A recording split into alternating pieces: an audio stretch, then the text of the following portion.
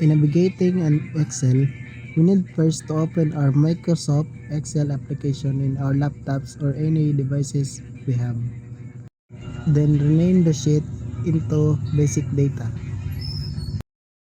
Inputting the data, you'll just simply type in each cell its corresponding content.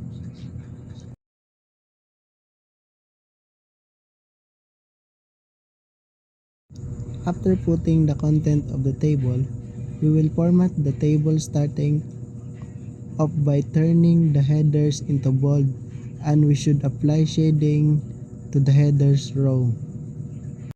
Next thing is adjusting the width of columns for it to be readable.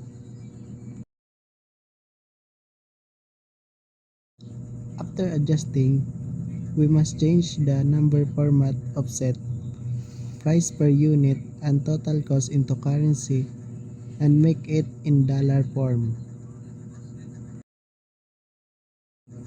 Since we are done in formatting the table, we will proceed into calculating the total cost of each item using multiplication.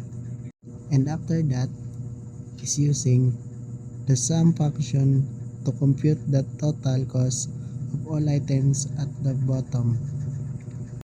Last thing is reviewing the worksheet if there's any error.